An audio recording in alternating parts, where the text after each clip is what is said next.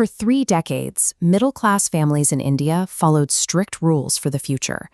Get an engineering degree, learn to code, get an IT job. That specific sequence of events physically built modern hubs like Bengaluru and Pune from the ground up, eventually generating nearly 8% of the entire country's GDP.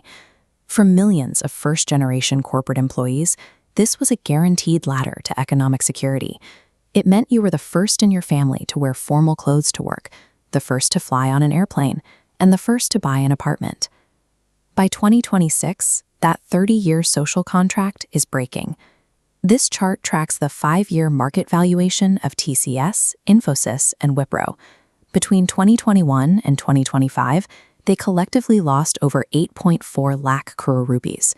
We are watching a sustained erosion. TCS alone cut 23,000 jobs in a single year, but the deepest cuts are happening at the bottom. Fresher hiring, the intake of brand new graduates, has collapsed by 80% from its peak. Until 2020, the sector reliably absorbed about 1.5 million young people every year. According to researchers, over the last 3 years, that intake has flatlined to almost zero. Previous market corrections had clear triggers: the 2008 financial crash, the dot-com bust, but this collapse is happening while the world's largest tech giants are simultaneously reporting record-breaking profits. Microsoft, Google, and Amazon all posted massive earnings in 2025, yet they slashed tens of thousands of jobs at the exact same time. These companies are not struggling. Their revenues are perfectly healthy. They simply do not need as many human beings to execute the required volume of work. When the software company Atlassian announced 1,600 layoffs, CEO Mike Cannon-Brookes explicitly pointed to the cause. He stated, "It would be disingenuous to pretend AI doesn't change the mix of skills we need or the number of roles required."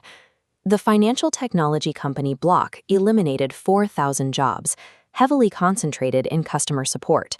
Their AI system now handles up to 80% of customer queries completely autonomously. This exposes the specific vulnerability in India's IT model. For decades, companies thrived on executing high volumes of low-value work, basic application development, routine software testing, and manual back-office operations. Generative AI executes those exact tasks instantly, cheaply, and without sleeping. For an employer, spending 9 months and a full salary to train a fresh graduate on routine coding is now an obsolete business decision. Yet, in the middle of these massive cuts, Nasscom reported that India's overall IT workforce actually grew in 2026, reaching 5.9 million people.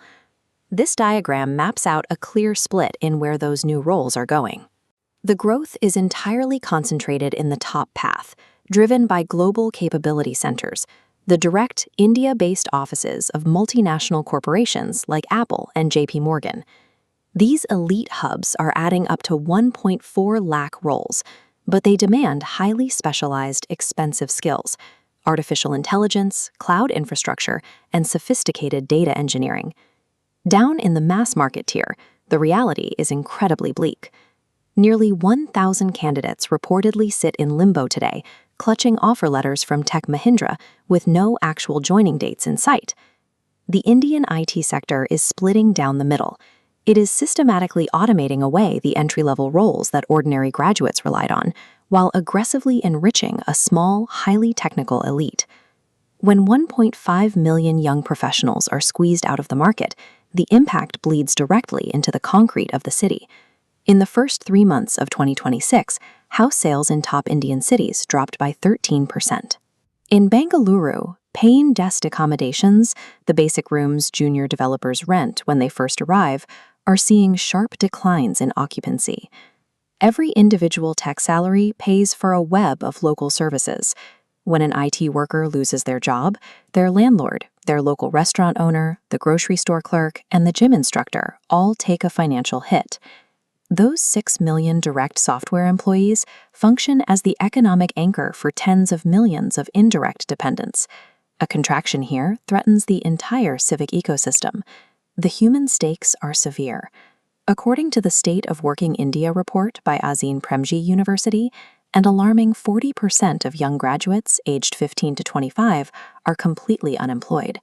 Historically, the IT sector served a unique function for the country.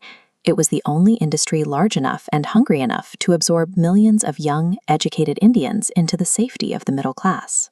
Today, millions of new students are entering the workforce, expecting to walk the exact same path their older siblings and cousins walked, only to find the door locked from the inside.